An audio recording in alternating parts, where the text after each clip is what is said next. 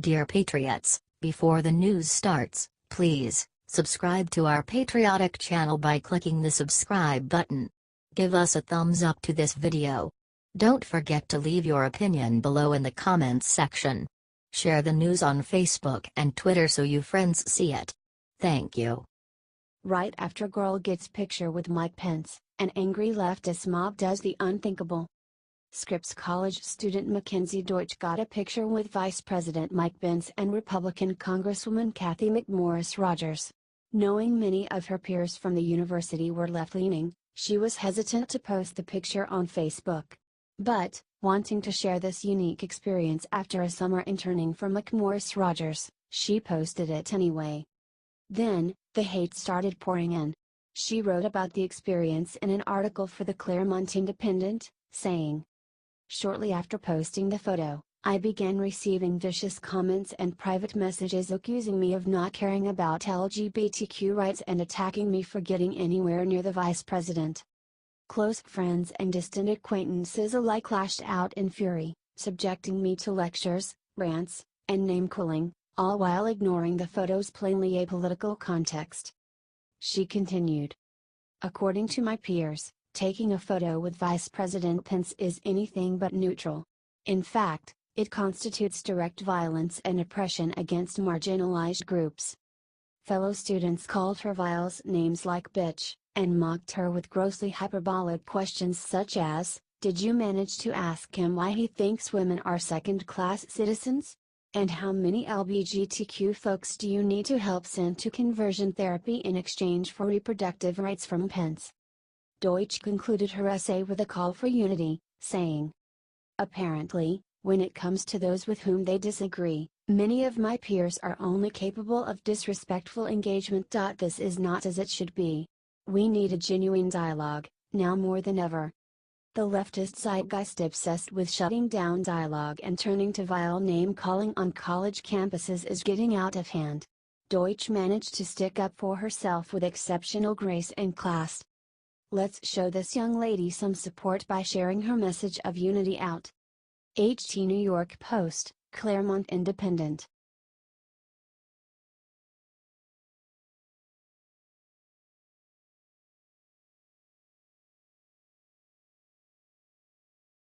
Hes Back Baby. Trump's one big message as he goes back to White House will make all of his voters cheer. President Trump started heading back to the White House on Sunday after a tumultuous 2 weeks of working vacation in Bedminster, New Jersey. The media had been hounding the president the past week for his comments about the Charlottesville riot that left one woman dead. The president also dealt with increasing tensions in North Korea, and dismissed his chief strategist Stephen Bannon. Some of his supporters who may have been worrying the pressure would be getting to him, but one tweet Sunday evening should put them all to rest. Whoop! There it is. President Trump is back in the ring. If the media thought they had him cowed by falsely claiming he defended white supremacy, but he called them out. Here's a brief recap. President Trump came out and said many sides were to blame on Saturday, August 12. The White House specifically condemned white supremacy on Sunday, and on Monday President Trump himself explicitly condemned them again, saying, "Racism is evil, and those who cause violence in its name are criminals and thugs, including KKK, neo-Nazis, white supremacists, and other hate groups are repugnant to everything we hold dear as Americans." On Tuesday, the president again said both sides were violent. For some reason, the media, Democrats, and even some Republicans hysterically condemned the president for supporting white supremacy. This is, in part, what President Trump was talking about when he said the most dishonest fake news reporting. It's going to be great to have President Trump back in the Capitol, and we look forward to seeing what work he gets done. The biggest planned event so far is the president will be announcing his much-anticipated Afghanistan plan on Monday. Whatever else he ends up doing once he's back, we know he will be working hard for we the people. Give this a big share if you're happy President Trump's back at the White House and still working hard for US. HDCNN.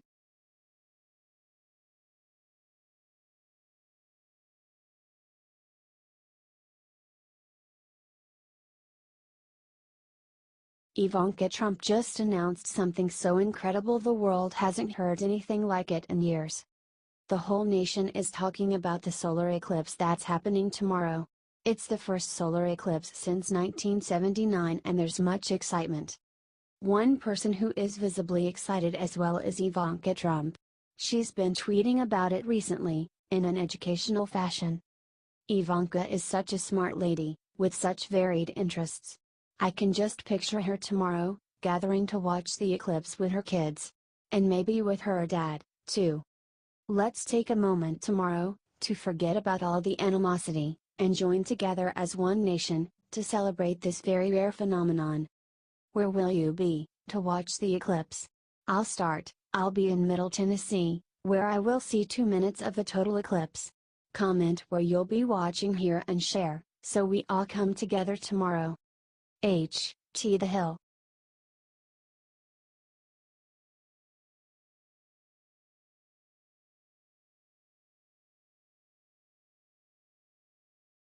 More Dems are going down. Yvette Clarke just got worse news ever in InHouse IT Scandal. Brothers, who were born in Pakistan and employed in our United States government as IT aides by congressional Democrats, including Debbie Wasserman Schultz, are under investigation by the FBI. They are Imran Awan, and his brothers, Abid and Jamal, as well as Imran's wife. Wasserman Schultz seems to have been at least complicit in much of what the Awans allegedly got away with in our House of Congress. But there's more Congresspeople who allowed their parent criminal acts to occur right under their noses. In 2016, one of the Awan brothers told New York Democratic Representative Yvette Clarke's office that $120,000 of office equipment was, well, just gone. And instead reporting this apparent gigantic theft, Clarke's chief of staff just signed a form, which simply removed the equipment from a house tracking system, such that it would not come up in any future audits. Oh, here's Clarke acting concerned about terrorism. Investigators believe that the Awans were removing the equipment and selling it. And, yet, despite equipment disappearing, they remain employed by dozens of members of Congress.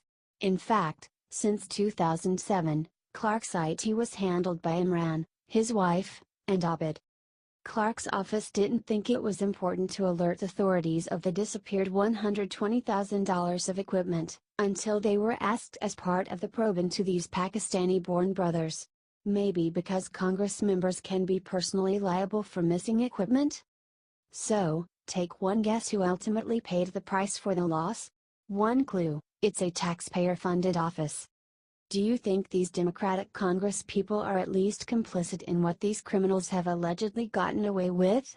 Comment yes or no and please share, since the MSM is barely reporting on this scandal. H.T. The Daily Caller.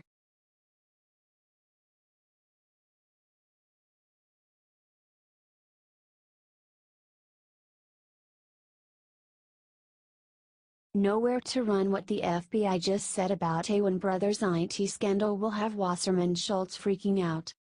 The FBI is beginning an investigation into whether several Pakistani American IT staffers employed by congressional Democrats, most notably Debbie Wasserman Schultz, were selling sensitive government data to hostile foreign governments, such as Russia or Pakistan. This is the one huge scandal in Washington that many mainstream media sources just refuse to talk about. It gets complicated, so let's break it down. A 2016 internal investigation shows that hundreds of thousands of dollars in government property had been stolen from congressional computer systems. The main suspects were 5 IT works within certain Democratic congressional offices. The House Inspector General conducted an investigation and recommended that the Capitol Police conduct a criminal probe in October.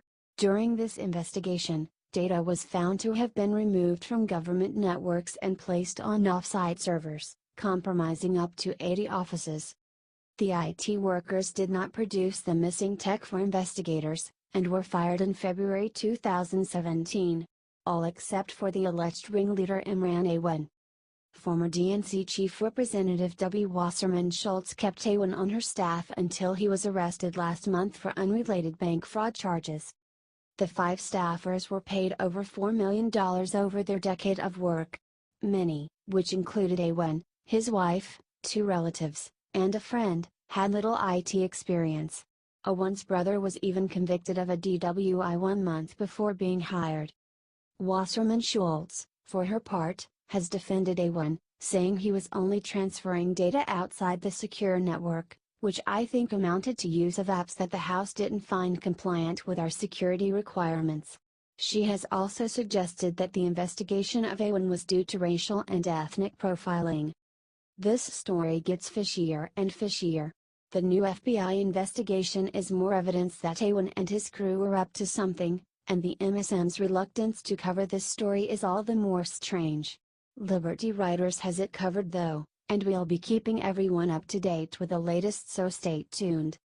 Don't forget to share this out so everyone can stay up to date.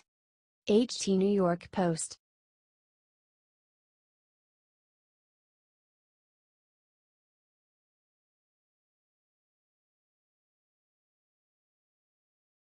Unbelievable. Antifa's new secret weapon will have everyone screaming, "Lock them up." Pretty much every sensible person in the country at this point realizes that Antifa is a dangerous and sadistic organization looking to terrorize the public. If bats and pepper spray were not enough, now they have added a new secret weapon to their arsenal. Antifa has started throwing balloons and water bottles full of urine and poop. That's right, these America-hating heathens have sunk to an all-new low in the name of anarchy. They have no concern for public safety and, frankly, do not care one bit who they are attacking. If you want proof, Antifa attacked superliberal Katie Couric's camera crew at the Charlottesville riot just because they had cameras. Maybe if they are that afraid of being seen, they shouldn't be doing whatever they are doing. The tactic has been showing up so frequently in their assaults that Boston PD issued a urine warning to the rioters. This is not even remotely okay. These people are inspiring hate, violence, and racism at unprecedented levels. I'm sure y'all heard about the Navy seaman who was stabbed by an Antifa for having a Nazi haircut. These people cannot be allowed to continue unless we want to see our country fall. If you think it's time for Jeff Sessions to lay the hammer down on all the violent radicals, Antifa, neo-Nazis, KKK, New Black Panthers, Moors, and all the rest, share this out and let the world know.